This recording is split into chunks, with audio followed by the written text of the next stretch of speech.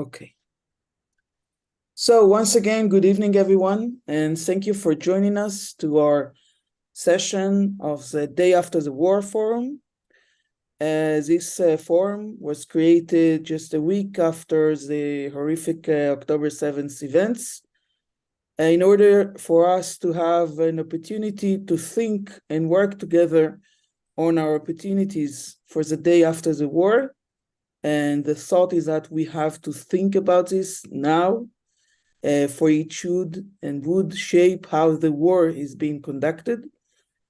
And so in past events, we discussed such issues as international conflicts, what can we learn from them from a general perspective point of view, the legal aspects of the day after the war, the standing of nearing Arab countries, what are their stakes at the conflict.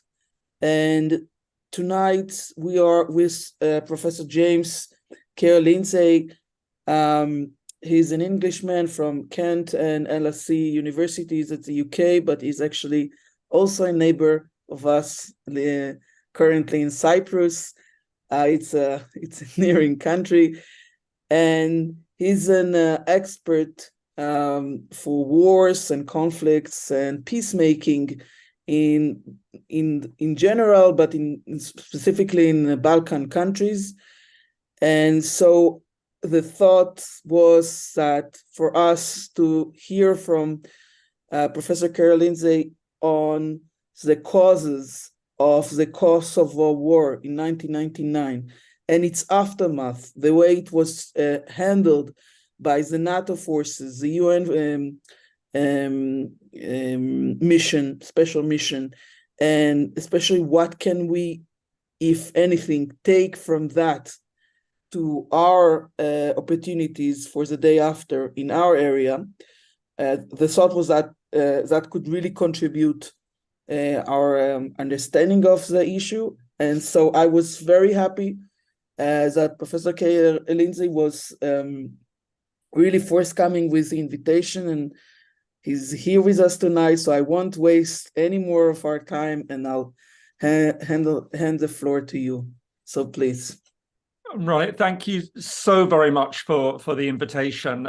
It was incredibly kind of you to drop me a line and sort of say, look, you've got this initiative, which I think is absolutely fantastic. I mean, as somebody who's worked on conflict for many, many decades, so although I have an academic hat, I very much have a practice hat as well, having worked on various initiatives ranging from, what we call track 1.5, which, as many of you are aware, are sort of semi-official type of processes, through even to sort of formal peace processes. So, for example, in 2017, I was involved in the UN Cyprus talks. So as somebody who's sort of worked on conflict from a very practical perspective for many decades, it's wonderful to see that in these difficult days that there is some thinking going on about what happens next, because I think that this is really one of the great worries that many observers have about what we're seeing at the moment, that rushing in, and for very understandable reasons, but not thinking about, well, what's going to happen. And I think, there's a sense that, where is this going to go? What's going to be the end result of this? And so when you reached out to me and sort of said, look, are there any particular insights we can draw from the Western Balkans, and suggested Kosovo, I thought it was an absolutely excellent idea, because I think Kosovo does offer up a lot of very, very valuable insights that can be sort of help to identify good and bad elements that need to be thought of in any sort of attempt to move forward at the end of what we're seeing at the moment. I think, of course, we have to be a little bit careful when we draw the parallels, both from a theoretical and a practical perspective. I think it's important to mention that from an international legal standpoint, Kosovo is rather different than the question of what happens with Israel-Palestine. As you'll all be aware, I mean, under international law, Kosovo is actually seen as a question of secession, whereas Israel-Palestine is considered, broadly speaking, to be a question of decolonization or thwarted decolonization or decolonization that was never fully realized. Now, I understand that that will be a controversial perspective for some of the audience, for some of the people watching this who take issue with that, and I understand.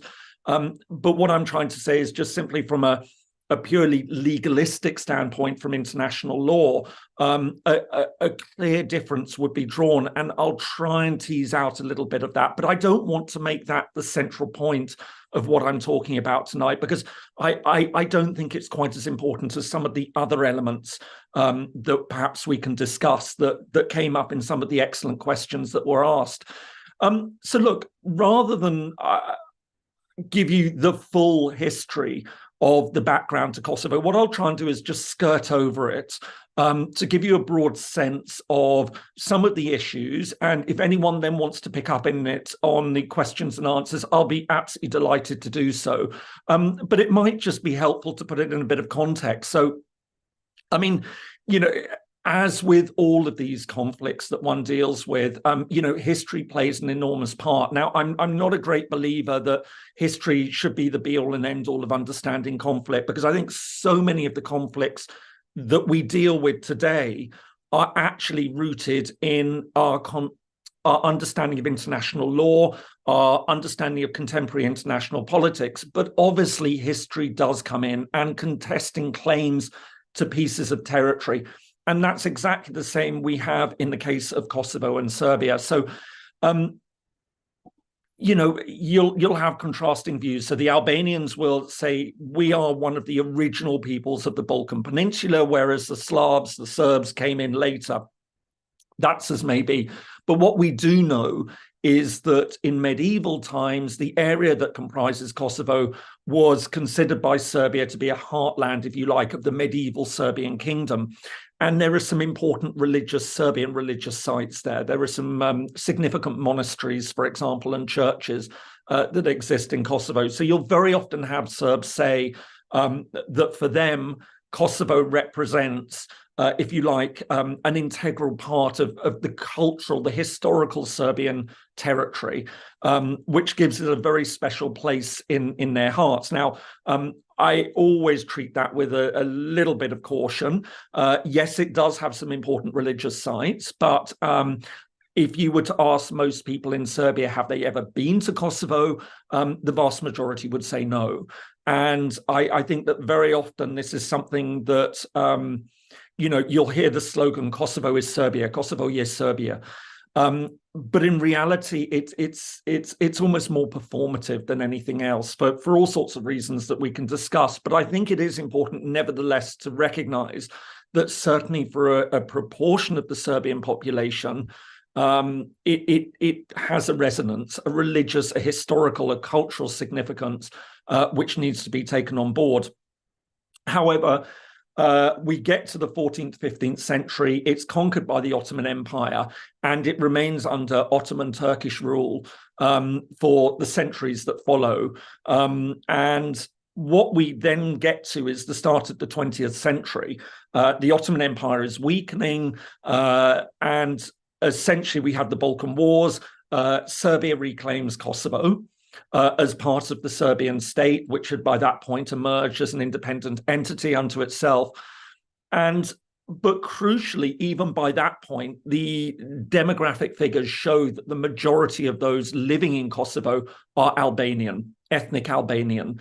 Now, the Albanians would say they always had a presence there, and yes, indeed, you know, from what we can tell from historical records, they did. But regardless, the key point to make is that certainly by the start of the 20th century, when Serbia took control of it, it was predominantly Albanian. Now, you can quibble over the exact numbers and proportions, but I think that is an accepted fact. So the next stopping point is we get to the end of the First World War, and Serbia with Kosovo is then integrated into what then became the Kingdom of Serbs, Croats, and Slovenes, which in 1929 became the Kingdom of Yugoslavia. The next point is end of 1945, end of the Second World War. The Kingdom of Yugoslavia no longer exists. Instead, you have communist Yugoslavia, the People's Federal Republic or People's Republic of Yugoslavia. And that creates a different dynamic within Yugoslavia, because essentially Yugoslavia is a very mixed entity.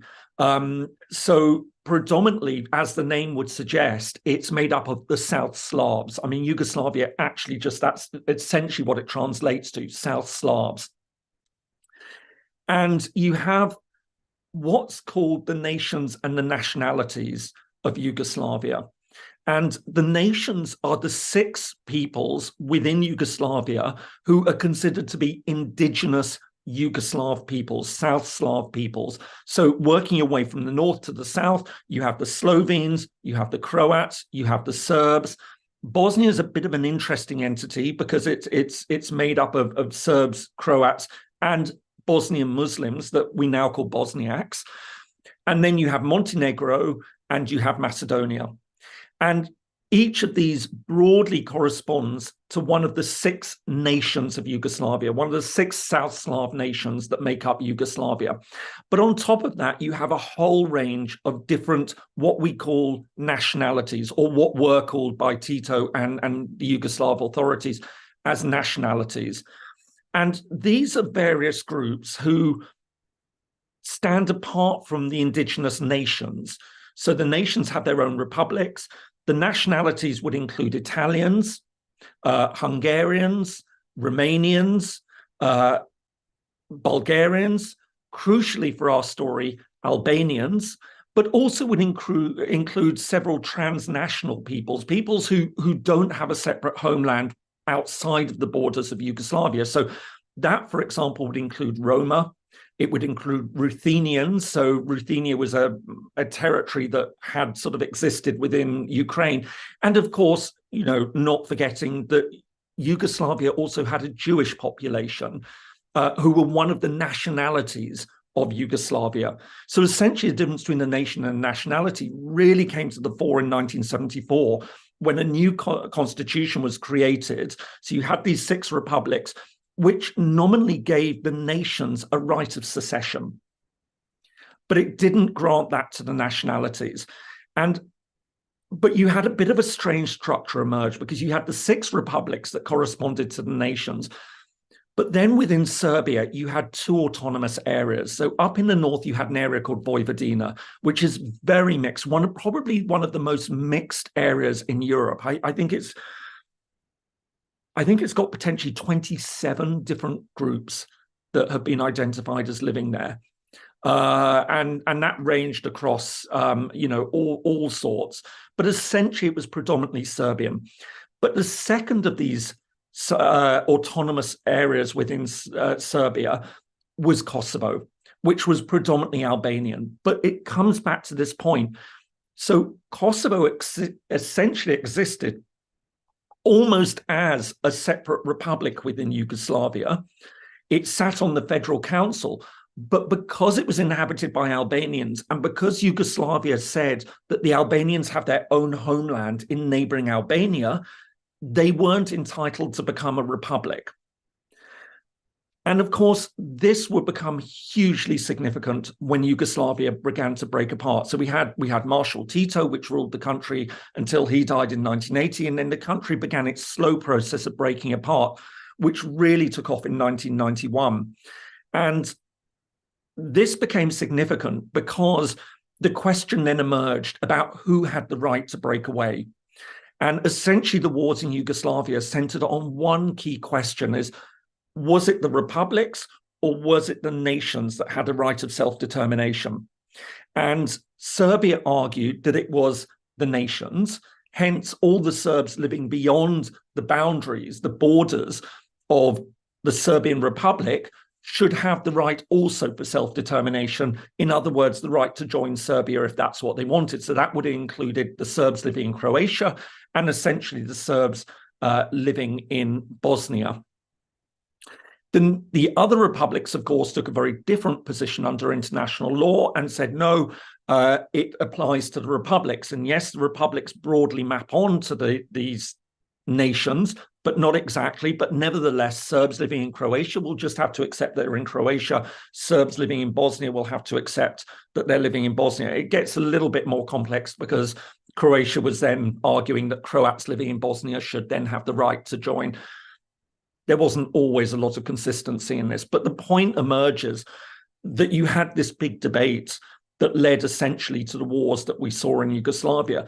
But the European Union put together a commission that decided on this issue and ruled that essentially, under a principle of a long-standing principle in international law, for anyone who studies international law and is aware of this, something called uti possidetis, which broadly translates as you possess. And this was the criteria by which we determined the borders, for example, in Africa and Asia during the period of decolonization, rather than open up the question of were those borders legitimate in terms of different peoples. It was just taken as given that the colonial borders that have been drawn up, as irregular as they may have been, as divisive as they may have been, it just made a lot more sense to just say they were drawn up, they exist as colonial boundaries. When these territories become independent, those boundaries will remain intact. And in actual fact, it's a testament. I mean, if you consider there have been remarkably few territorial wars in Africa, partly because of this principle. And so this principle was essentially also then applied to Yugoslavia. Crucially, it was essentially also applied to the Soviet Union when that broke apart. The rule was that the 15 top-level republics of the Soviet Union, so you had the 3 Baltic republics, obviously Ukraine, Russian Federation, Belarus, the 3 Caucasus republics, the 5 Central Asia, Moldova, those became the borders of the newly independent states, whereas territories like, for example, Transnistria or Abkhazia or South Ossetia or Nagorno-Karabakh, which was second order, weren't given a right of independence or a right of self-determination. So essentially what happened is we get to 1995, and the 6 republics have essentially become independent. It's not quite the case with Serbia and Montenegro. They remain in a union until about 10 years later. But of course, Kosovo have been told, you don't have this right to become independent. You're just going to have to accept that you're part of Serbia. And the Kosovo Albanians were obviously deeply aggrieved by this, saying, look, this is unfair. We should have a right of independence. The vagaries of the constitution mean that we were denied the right of a nation, but it seems incongruous. But the international community at that point had decided, well, no, it's just going to be easier for Kosovo to remain within Serbia, albeit under some sort of agreed autonomy. And the Kosovo Albanians were deeply unhappy about this, so launched an armed uprising against Serbian rule. And what we saw over the following years is that Serbia became increasingly aggressive in how it tackled that uprising, and more indiscriminate. And so by 1998, we were getting to a stage where the international community was becoming fed up again and simply said, look, we're going to need an agreement on this.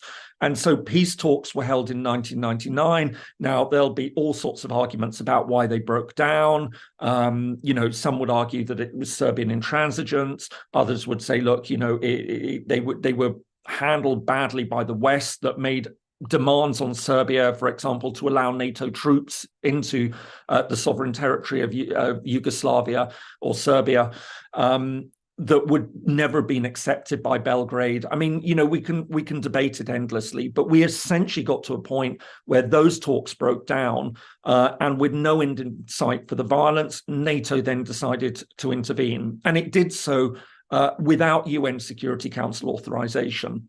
And again, there's a very important debate that takes place about the legitimacy versus the legality of that. And, you hear the argument that it was illegal, but it was legitimate.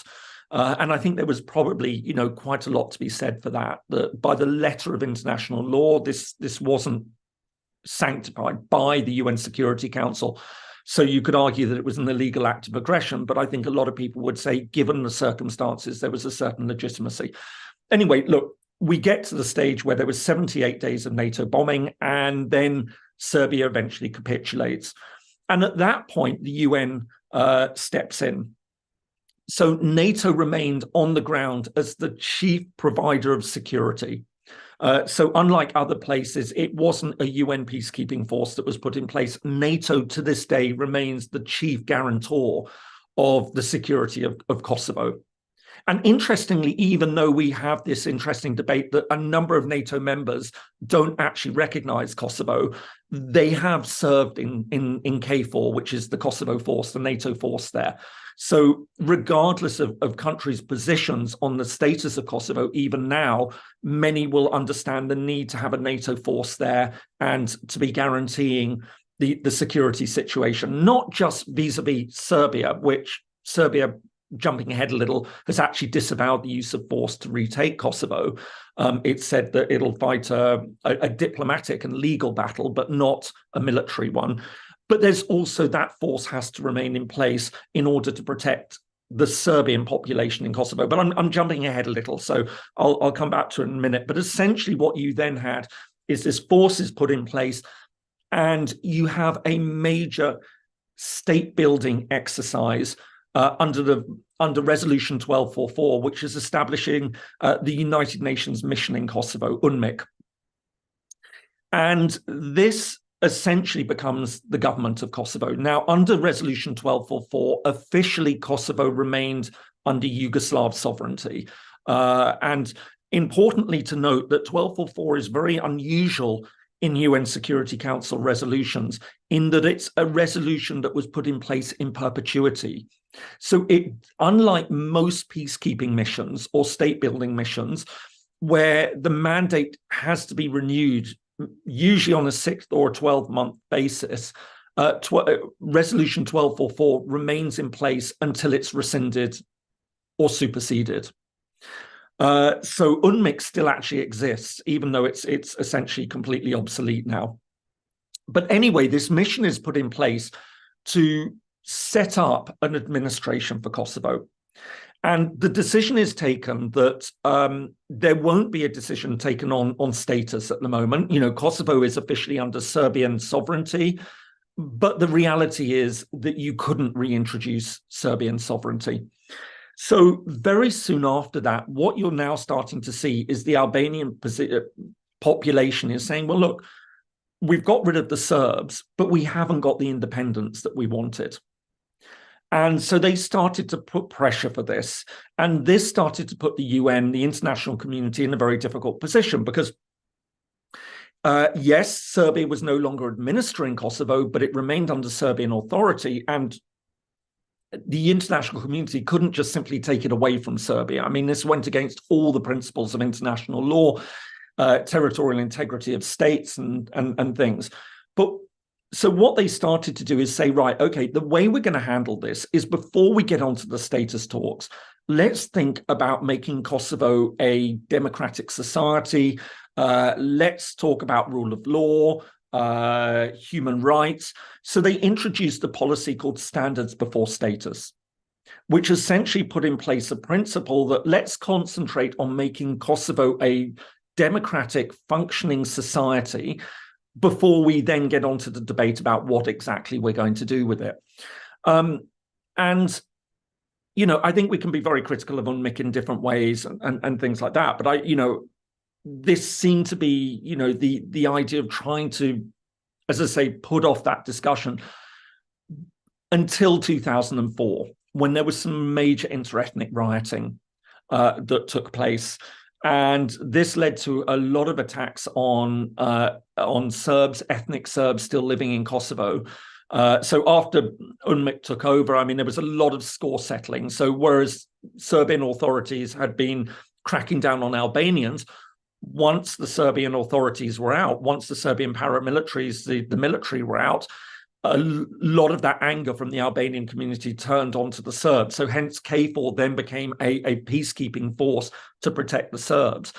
But in 2004, we saw this rioting, which really did start to open up the question of what was going to happen to Kosovo. And it was at that stage that the decision was taken that, look, we can't realistically keep Kosovo in limbo. And it would have presented a very, very difficult position for international peacekeepers. And I'm sure, people listening will be picking out certain things which they'll be thinking, yeah, this sounds very familiar, or this is something that will need to be thought about. And I think this next point is one that I would certainly flag as a key point, is that they got to this stage of where UN and NATO had gone in. And I remember being told this by senior international officials, Western officials, had gone in to protect the Kosovo Albanians, but their desire for independence was getting to a stage where there was a very distinct danger that if status talks didn't begin, let alone end in independence, which is what they wanted, then that anger could have been turned on UN peacekeepers and NATO peacekeepers. And then you would have been left with a disastrous situation that just 5 or 6 years after NATO intervened to help the Kosovo Albanians, the West would have had to explain why those people that they'd been sent in to help had now turned on them. And it was at that point that essentially the West said, look, we can't possibly consider giving Kosovo back to Serbia. We've got to do something about it. So what do we do? Well, the only realistic alternative is to give the Kosovo Albanians what they wanted, which was independence.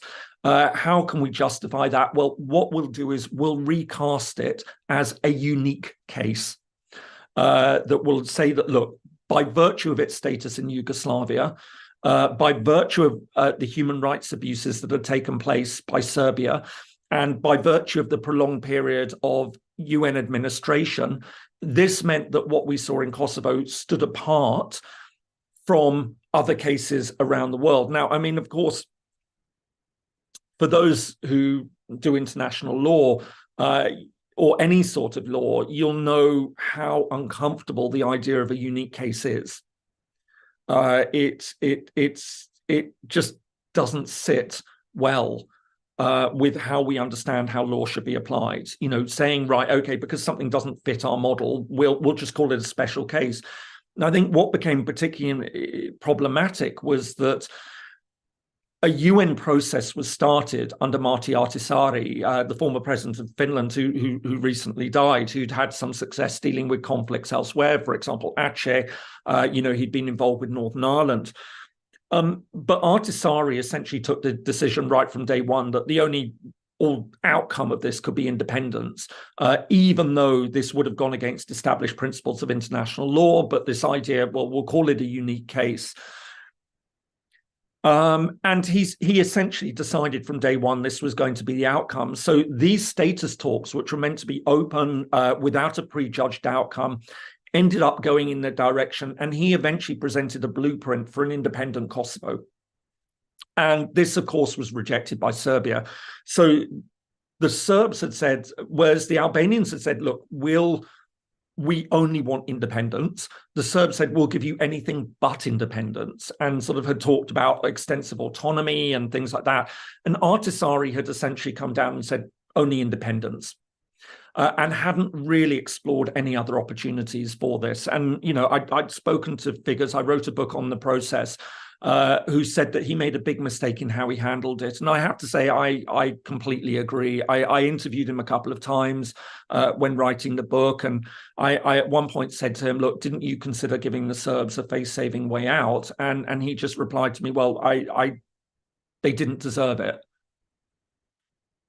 Okay, well, thank you. You condemned everyone in the Balkans to this mess because you didn't actually sort of say, well, look, is there a way out? And people sort of like, okay, smart ass, then what would have been the way out? And I actually have always believed that South Sudan presented a very good model that we could have implemented for Kosovo, which essentially, for anyone who might not be aware of what happened in South Sudan, very similar case. South Sudan was considered part of Sudan, but it was ethnically very different from Northern Sudan, whereas obviously sort of main part of Sudan is essentially Arab.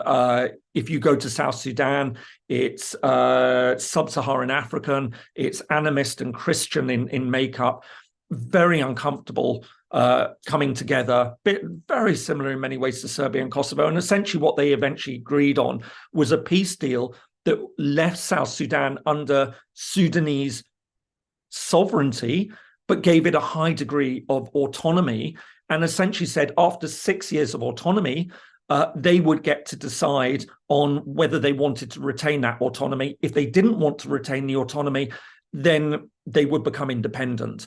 So essentially it became a face-saving way out for all sides, and essentially said to Sudan, you've got 6 years now to prove to the South Sudanese that you want to really treat them well, that, you know, I use this phrase, love bomb them, to say, look, we really want you to be part of us.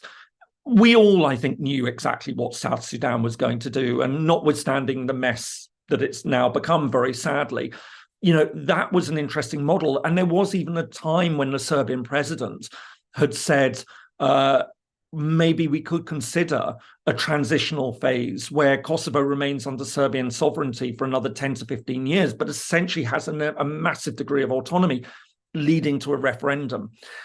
And I always felt that that would have been a good option, essentially giving Kosovo independence in all but name.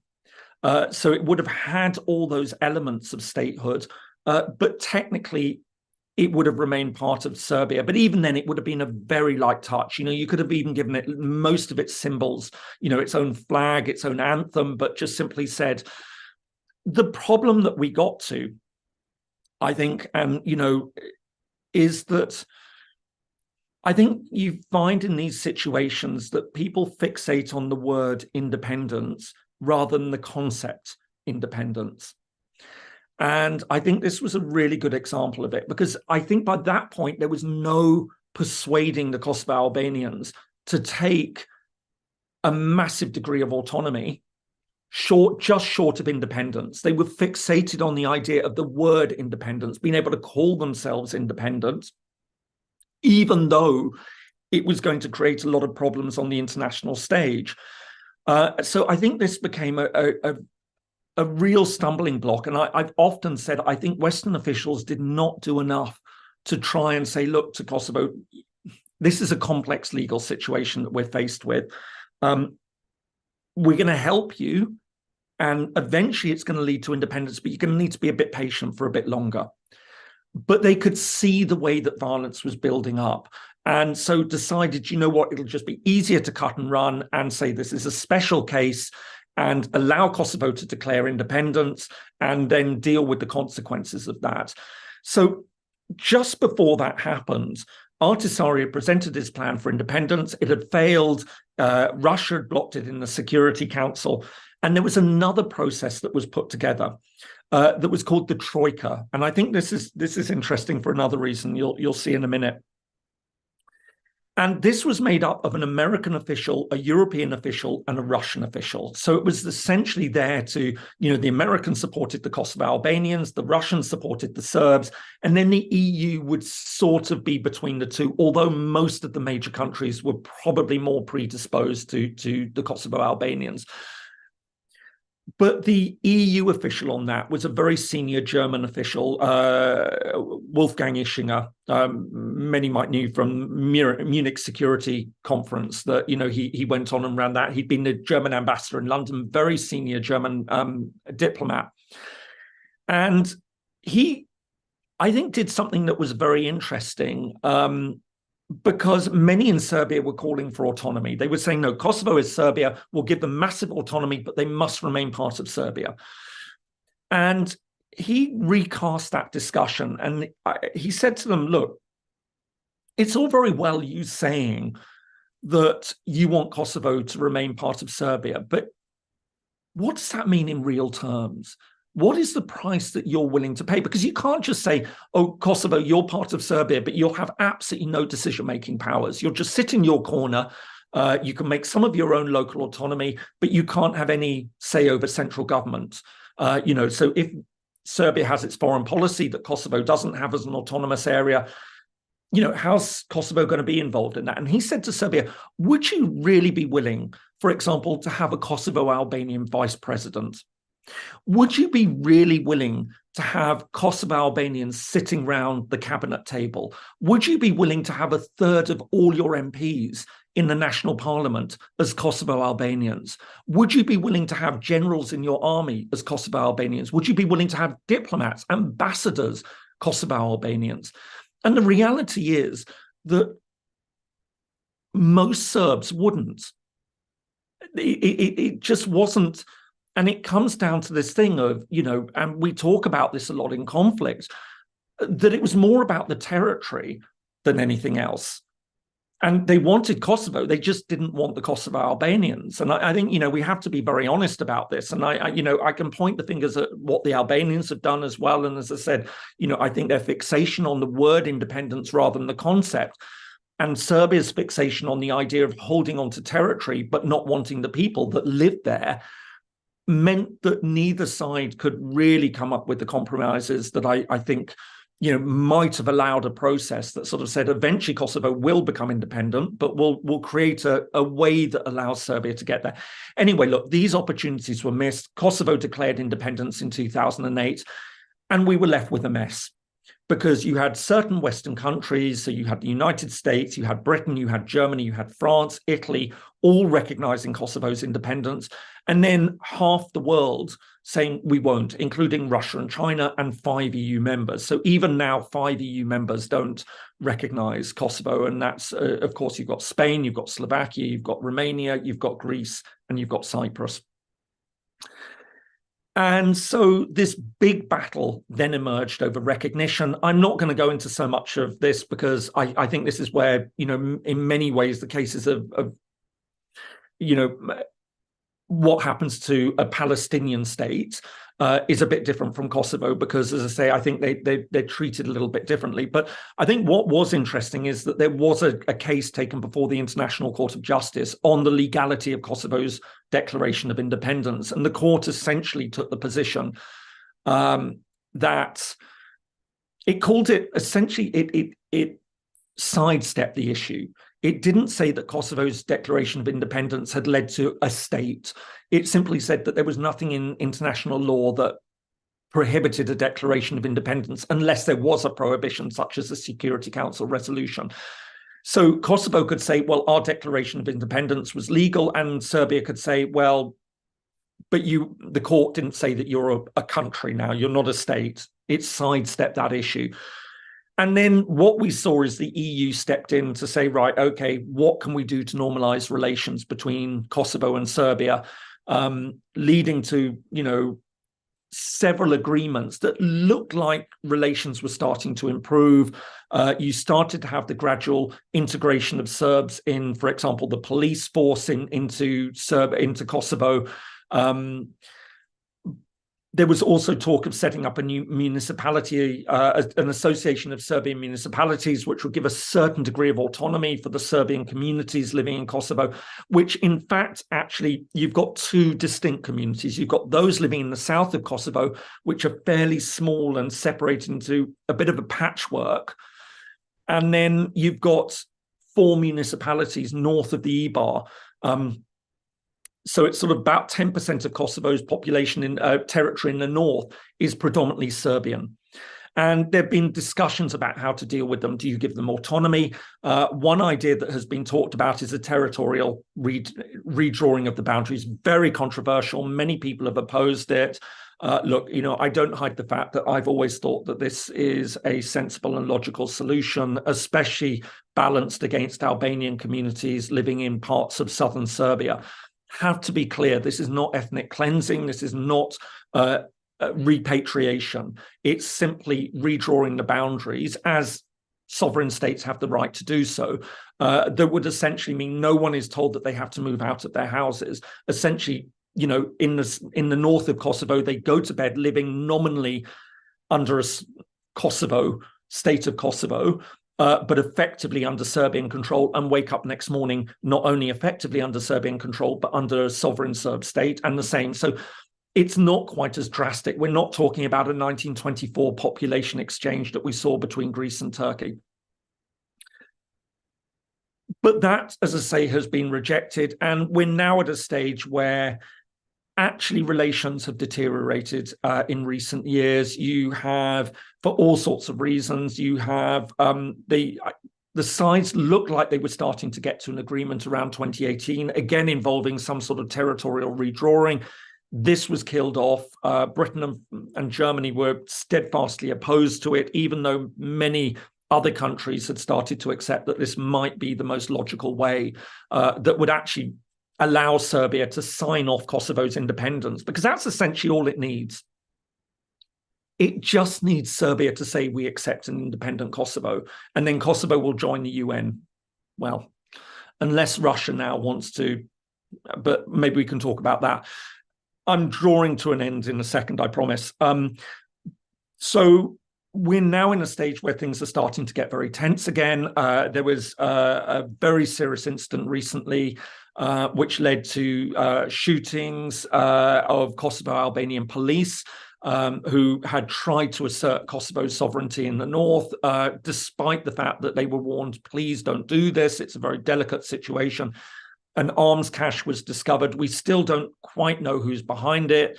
There's allegations that the Serbian government was behind it. But the trouble is, maybe there were elements within the security forces that had been supplying arms. There's not much reason to think that the Serbian government itself would have wanted to do this. It's so damaging to their reputation and to relations with the European Union if it emerges that they were actually supporting a terrorist organization in northern Kosovo.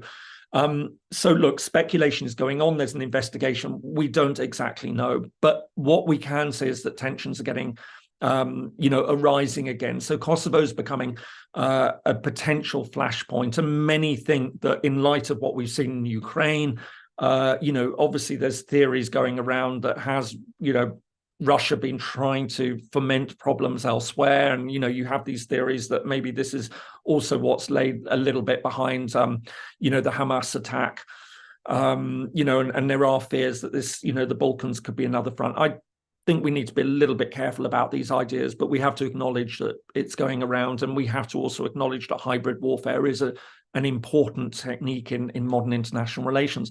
But look, before I sort of finish up this part and sort of maybe address some of the questions, I think one of the things that I often say is in territorial disputes, we often say, yes, a country or a peoples want territory, or they don't want to give up a piece of territory. And we sort of take it for granted, but we don't really ask the question, why don't they want to give it up? And I often say, I think it's so important. We need to do more of understanding it. And I think we can argue that there's about 7 different distinct reasons that why peoples don't want to give, or states don't want to give up territory. And I mean, the first one applies in almost all cases, which is as an emotional attachment. And this is a bit different from cultural. I'll talk about that in a minute. An emotional, I often say to people, close your eyes, and there are some countries where this actually produces some interesting results. Close your eyes and imagine what your country looks like. All of us can do it. We've all got a mental map in our heads of what we think our country looks like. And if that border changes, especially substantially, it produces a reaction. It just doesn't feel right. So it's almost like an emotional thing, which is often reinforced in people's minds. So even now, I mean, in Serbia, they will do a weather forecast for Kosovo, and they will show the map of Serbia showing Kosovo, because that is how they're teaching people that this is the map of Serbia. I mean, it gets all really interesting because there's obviously lots of Serbs who remember Yugoslavia. So they've already had that messed around with, and then it was Serbia and Montenegro in a union that Montenegro then left. But I think that that's an important thing, that, we have a certain emotional attachment. I think the second factor, of course, to consider is a religious or a cultural attachment, and thinking about how that functions. In some cases, this doesn't mean very much. In other cases, it can be incredibly important. And I'm not necessarily going to prejudge, how people in Israel view Palestine and the broader, the broader areas. That's for you all to sort of in your own minds be thinking about. But what I'll say in the case of Kosovo is that is a powerful thing because of these churches, because of the religious element. For many Serbs, this does have an important place, although, as I said at the start, it's a little bit overplayed. I often think, I mean, that's not, before Serbs get really unhappy and start shouting at me and writing me abusive emails and things like that. It's not to say it's unimportant. The religious sites in any final settlement of Kosovo are going to have to be taken into account. And one of the things actually which has stirred Serbian anger and given a new impetus to Serbia's efforts to prevent the recognition of Kosovo internationally is because Kosovo applied to join UNESCO. And many people in Serbia said, this is just absolutely unacceptable. These churches are Serbian Orthodox heritage, not Kosovo's heritage. And they draw a very clear difference. And I think this is something that's going to need to be dealt with in whatever agreement is reached. The religious sites, whether they have some sort of special, religious status, autonomy, there's things, but it is important. So the second is a religious, cultural, historical significance. The third is economic. What value does territory have economically? And this can work both ways. Sometimes it can be a great economic powerhouse. So, for example, Spain doesn't want to lose Catalonia because it's wealthy. In the case of Kosovo, it was always incredibly poor. Kosovo was one of the most impoverished parts of Yugoslavia. It's an economic drag on Serbia, so it can work both ways. The fourth area is strategic significance. What significance does a piece of territory have for the security of the state overall? And the example I'll often give is if you consider South Ossetia for Georgia, if you look at a map of Georgia and you see, if you take out South Ossetia, if you've got large Russian presence there, it then gives Russia a spearhead to push down and divide Georgia into two, for example. So, sometimes territory can have a very important strategic significance for a state, for its own defense, that needs to be considered. So I believe that was 4. So fifth is a snowball effect. If you let one piece of territory go, are you then opening the way for another piece of the territory to break away? Again, Spain is a really good example. If it lets Catalonia go, then the Basque region will ask for independence. And then once that happens, could you start to see other parts, Galicia, for example, of asking for independence? I'm just checking my notes, see if there was any. Oh, all right. So that's the snowball effect. Refugees is another factor. So in some countries, a refugee population from the territory says, we've got to get this back. So here in Cyprus, refugees have traditionally, or internally displaced persons, as they officially are, but colloquially refugees, are an important bloc. Whereas in Serbia, funnily enough, refugees from Kosovo, marginalized, very, very little say, they're pushed to the edges of society. Same with refugees or, who came from Bosnia. So it's not always the case everywhere. And then I think the final element to consider, and this is where I'll wrap up for this bit, is to say that very often the way that territory is lost is also highly significant in how countries, peoples will respond to it. So I often think that for Serbs, it's not that Kosovo matters as much as they'll make out. It's the way that it was taken from them, because they know that they call it a unique case, but they know that this is essentially the only time since 1945. Bangladesh, you could also argue with East and West Pakistan. It's an interesting case. I won't go into it now. But Kosovo is effectively the only time that a territory has had land taken from it as a result of a conflict, a secessionist dispute, which has allowed a people to then become independent. So it's highly, for the Serbs, I think it's very neuralgic. It touches a nerve that I think, had it been a properly negotiated process, you could have allowed most Serbs to part with it. And I often draw the example. I mean, people in Britain sort of say, oh, you know what, the Serbs should just get over it, and accept the loss and things. Yeah. What would have happened if Argentina had won in the Falklands? We'd still be going on about it nonstop, about how we had it stolen from us, and Or if at the height of the Troubles in the 1970s, the UN had appointed a commission that recommended that Northern Ireland should be united with Ireland, we would still, the headlines in the newspapers would still be going on about it 50 years later. You absolutely guarantee it. So, I think we need to be a little bit careful of taking into account how these psychological elements can often play a part, that people feel powerless or feel humiliated in the way that they lost territory can often affect, it becomes even more powerful than the loss of the territory itself, if you see what I mean, or the value of that territory in their minds. So I think I'll leave it there for just giving an overall presentation. I hope that it's given some sort of ideas, and obviously throw open the discussion. Ronnie, you sent me some questions this morning. I don't know if you want to sort of maybe ask those yourself, or whether you'd like me to refer to some of them, maybe pick out some of the ones that you think could be valuable. So first of all, thank you very much for this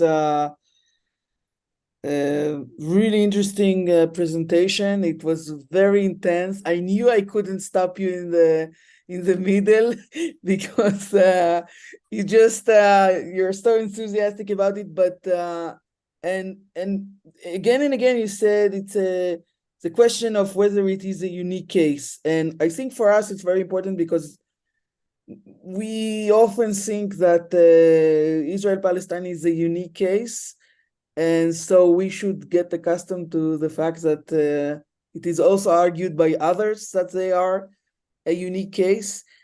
So I won't go into my questions about your presentation, just because I want us to have enough time to talk about your thoughts about the lessons that can be learned for our conflict. So let's start with the question of the religious component. To what extent do you think that the religious has played a role in the Kosovo affair, and to what extent that may affect the lessons that can be learned for our case? I'd be very cautious on the religious element in one way, but it's very significant in another. And I think I've touched on this, is that so Serbs almost uniformly are Christian Orthodox, and Albanians are very largely nominally Muslim. It's often said, Albanians would say the real religion of Albanians is being Albanian rather than Muslim, but many are nominally Muslim. Some are practicing. There are Christian Albanians as well. So I think it sort of gets overlaid a bit in the debate, but I've never felt that it's as significant. It's a bit like Cyprus as well. It becomes significant for some quarters, but I wouldn't necessarily class it as a religious conflict as such. I think it's an ethnic conflict, but not a religious one. But the religion does matter because of the churches in Kosovo.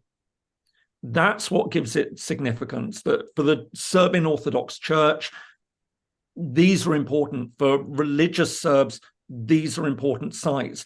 But there are ways of dealing with it. And I think, even the churches themselves can recognize that although ideally they would prefer to be part of Serbia, they are probably more open to the idea of something that will allow them to be preserved and protected, even if that means having to live within a Kosovo state. It might not be what they want, but they can see a way that you can do this. And I think that that's incredibly significant in this debate. So I wouldn't cast it as a religious discussion. I think, we need to be very careful about doing so. But there is an important religious factor that does come into it, as I say, in terms of these churches. So another question is, so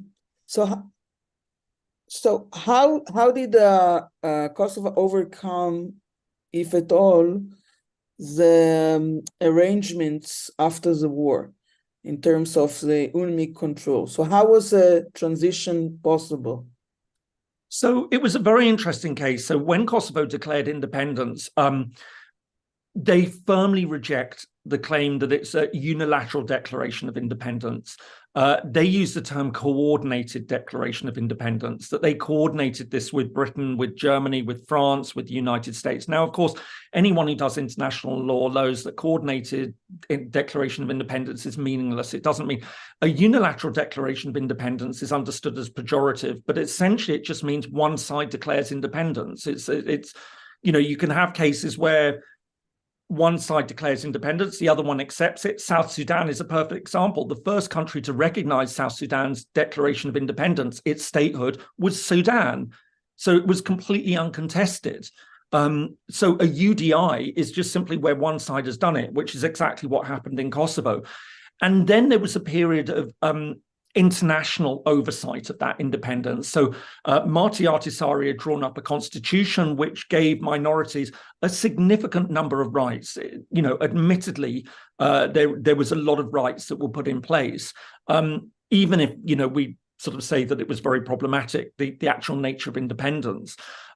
So there was international oversight for a period, and then that melted away and left Kosovo essentially independent, but we see in all sorts of ways its room for maneuver was actually rather limited for quite a long time. And some would even argue today. So, for example, when it was talking about a land swap, which is something that a sovereign state should be perfectly free to do, that was stopped by outside countries, which is a fairly clear argument that, Kosovo isn't perhaps as sovereign. Sometimes countries, even those that recognize it, say it is, but that's another debate. But essentially, there was an oversight period. So you've still got UNMIK in place. It doesn't do anything anymore. You've still got KFOR in place. You had a period of international supervision, and then transferred over to the full authority of the institutions of Kosovo. So the overall takeaway from the UNMIK is that it's a good experience to learn from. Is it something that today international bodies would agree to implement in Gaza, or is it a failed example that won't be repeated? Look, I mean, I think it's incredibly interesting, because I think there's a mixed picture that obviously one can draw of it. I mean, I think it's important to say that, we had the heyday of big UN missions 20 years ago. I mean, there was a time, we got to the end of the Cold War, there was this sudden flourishing of UN peacekeeping. And, I often laugh that you can identify people, people who hold PhDs in international relations, when they did it by the subject they did. So my doctoral thesis was on the origins of the UN force in Cyprus. Peacekeeping, when I was doing my PhD, so that would have been around 1994, 95, was a huge subject in international relations. Everyone was doing their PhDs. I mean, you don't find anyone who does it now. I mean, it's completely passé. But it was that time when, we had all these missions, we had these big state building missions. Those have died away now. Where we do have big missions, for example, in the Sahel region, it's security focused. It's not state building. And I think the state building exercise came with very mixed outcome, and generally quite a poor outcome. So Kosovo, UNMIK was heavily criticized that it wasn't able to really bring about, a peaceful society which was fully democratic, and there were shortcomings there. You've got examples from East Timor, you've got examples from Haiti, for example. So it would mean reintroducing a major UN type of operation, which UN hasn't really been doing a lot of in recent years. And these are massive. I mean, you have to have security components. I think what becomes interesting in the Kosovo example, of course, to draw a difference, is that it wasn't the UN doing the security. It was NATO. So NATO, which is a powerful actor that would have deterred Serbia and Serbia lost Milosevic, and you actually had a democratic government. So as I say, Serbia disavowed the use of force to retake Kosovo. So I don't think that is an important element necessary in deterring Serbia, which has said it won't do it. But some would argue that if it wasn't there, Serbia might be tempted to have a pop. Maybe. But it also becomes important because it was then a more trusted element amongst the Kosovo Albanians.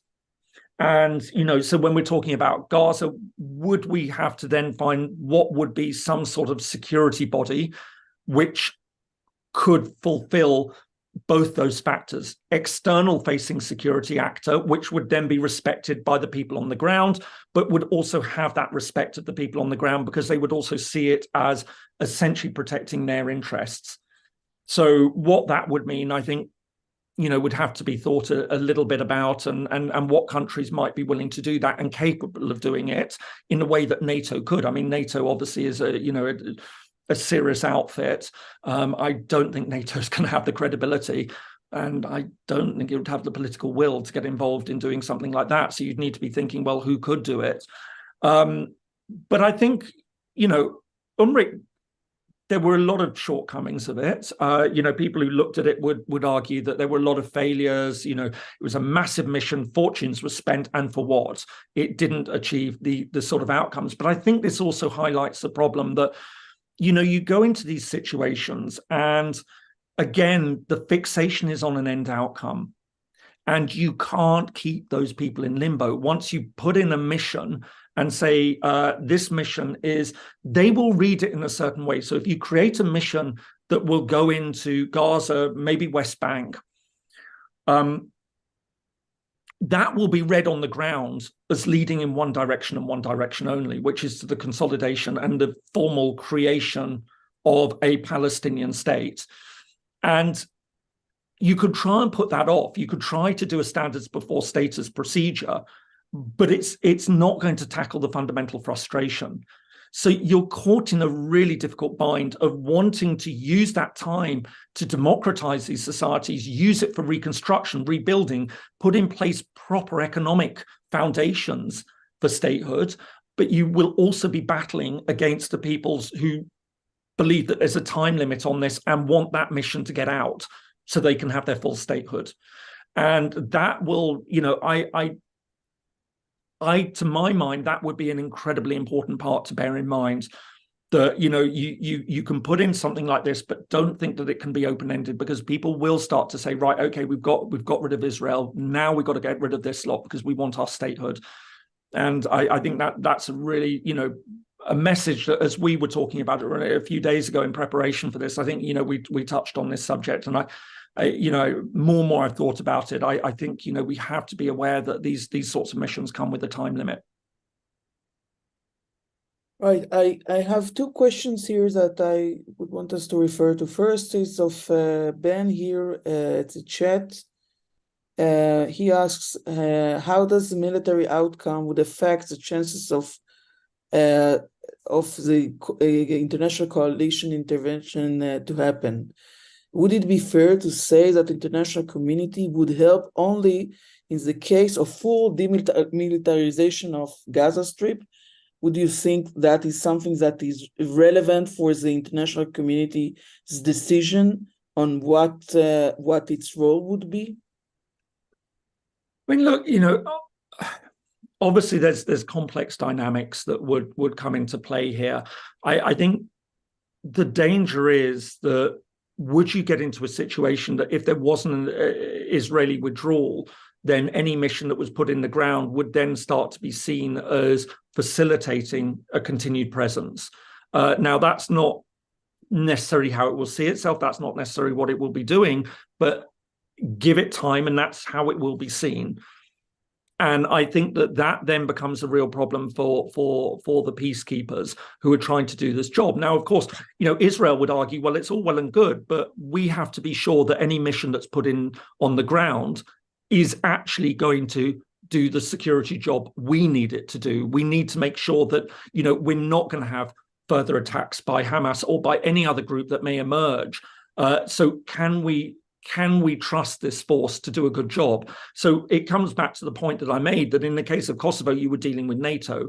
And even then, it's faced problems. We've seen recently there have been flare-ups of fighting. Several Hungarian peacekeepers were very severely injured in clashes with ethnic Serbs recently, after Kosovo Albanian police went in when they were told not to, and created tensions on the ground. But nevertheless, it led to fighting. And even though it was NATO on the ground, these things do arise.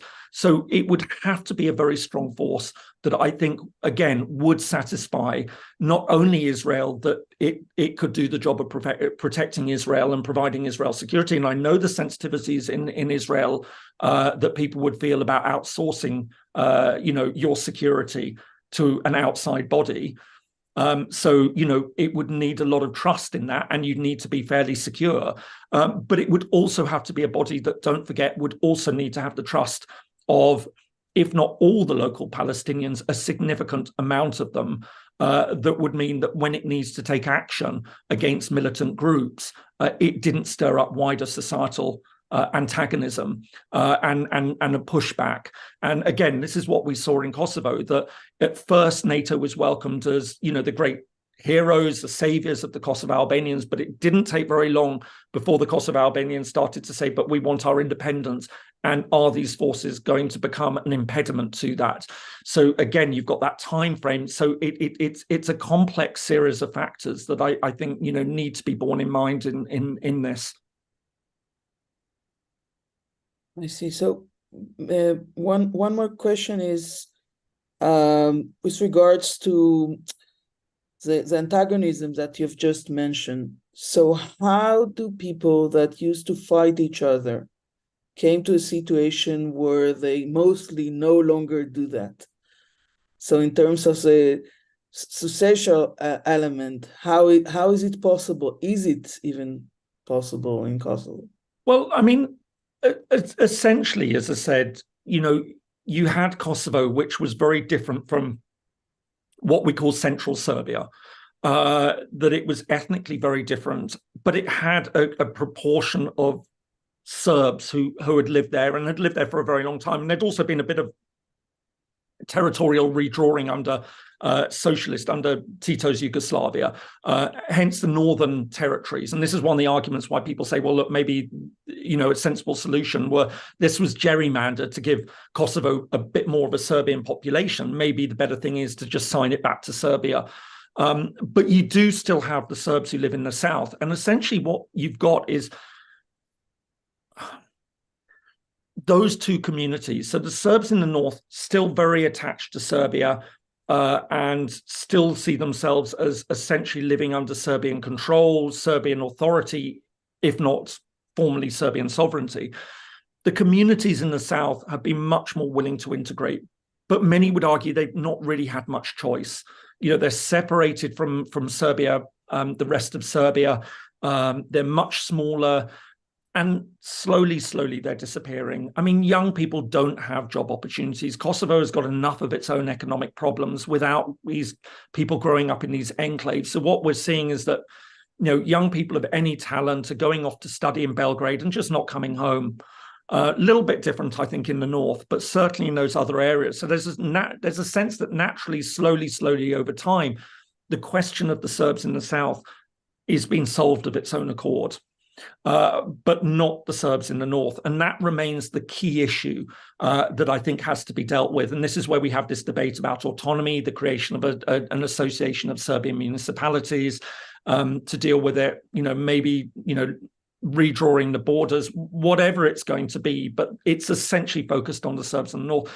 So what you're seeing is a combination of passage of time and demographic changes on the ground are making, and also, as I say, I think the reality of knowing Serbia can't take it back by force. All right, you've got some people who say we'll play the long game, 100 years from now, we'll get it back and whatever. Yeah, all right, whatever. But it for most ordinary Serbs, it's just not the sort of issue. They'll say, look, Kosovo, you're Serbia, but privately, most will say, look, it's gone. And you've got a substantial population who will say, and for the best, frankly. But again, it's that grievance element that I think is so important in this. If it had been a properly negotiated process, that had been transitioned, that people had time to get their heads around it, I think we could have had a different outcome. But I think, it was all these factors. And I think that grievance element is so strong in this. And how that relates to what you're talking about in Israel with an independent Palestine formally recognized as such is obviously a conversation that, you know, needs to be had. But it's a familiar story in these, you know, and as I say, it's not all cases. You know, if you go to, you know, for those who know Britain, you go to Britain, you ask people in mainland Britain, what about Northern Ireland? Would you be upset with a united Ireland? Hell no. No. 90% don't care one jot for Northern Ireland. You know, tomorrow you could have Irish unification. I always laugh that, you know, I have people say to me as a Brit, you know, Northern Ireland, so it's going to trigger me. It's going to get me really upset. And it's like, yeah, fine. If the population of Northern Ireland want to unite with Ireland, absolutely. I'm happy with that. I've got no attachment to Northern Ireland. Let them. If that's the democratic wish of those people to do it. But, you know, many countries find it very difficult to do that. And again, I think because we don't have a cultural attachment to Northern Ireland, I don't think we have a real economic attachment to Northern Ireland. There might be the snowball effect, but, you know, I don't think it's terribly powerful. I think many people in England have even reconciled themselves to an independent Scotland and Wales, if I'm to be honest. And I say that as somebody with a Scottish surname, but a very English accent, who would be entitled to a Welsh passport if Wales did become independent, I have to add. So I'm a true Brit, but... Right, and the Brexit now... oh, no, don't know. We avoid Brexit. Seriously, right. There's some things that I don't want to talk about. So let me take Professor Oren Iftachel's question. Oren, please. Thank you, James. Very full tour de force of the case. Thank you very much. So much richness, so much knowledge. And I'm trying to draw out, I am political geographer, political scientist, and urban planner. So I'm trying to draw out some themes that maybe can be both theoretical and also comparative in a way. Kosovo is a secession. I mean, it's a very soft secession, isn't it? The fact that it was an autonomous region, you know, it was almost a state, almost a republic. So on that respect, to what degree is actually a secessionist conflict? The other thing is the issue of force and violence. I mean, what is your overall argument? I'm almost hearing that whatever speaks at the end is the power of being able to apply violence to the conflict. That is, NATO managed to change geopolitically what's happened there, where in other conflicts, you need in the absence of power, for example, in Cyprus, it's not resolved. In the other places, there was Bashir and compliance. But in places like Israel, Palestine, whether, you know, there needs to be an external power, otherwise it cannot be resolved with the two actors on the ground. And in Serbia, that seems to have been the game changer. This is my question, you know, theoretically, whether it was an external power. And the last thing is the issue of that you didn't spend much time with it, but the Declaration of Independence. To what extent that has a force? I mean, 90 countries recognized Kosovo, and 139 countries recognized Palestine. And obviously, it's day and night, the difference. So what is your take about the strategy, or let's say the Abu Mazen strategy of trying to get through declarations, through recognition, and bit by bit get the independence as an international kind of consensus? So 3 questions about trying to draw lessons from there to our case. Yeah. Thank you very, very much. I mean, you know, and 3 incredibly important questions. And I think the first, you know, the point about soft secession, I mean, look, I agree. I think we can sort of accept that Kosovo had a special status. The trouble was, as I mentioned, I mean, you know, under conceptions of international law, the idea is that we took as given that territorial boundaries, first order territorial boundaries within countries that are breaking apart, would then become the boundaries of the new states. And that was applied in Yugoslavia, it was applied in the Soviet Union. So we didn't push it down to second order. And technically, it was the Badinter Commission, which the EU put together to examine the legality of the claims of surrounding the breakup of Yugoslavia, essentially came up with the conclusion at the time that only the top level 6 republics had the rights of independence. So even though Kosovo was effectively a republic, officially it was an autonomous province of Serbia. And so, like, for example, Nagorno-Karabakh, which was an autonomous oblast inhabited predominantly by Armenians, but within Azerbaijan, it had to accept that it just remained within Azerbaijan. And so that was the position.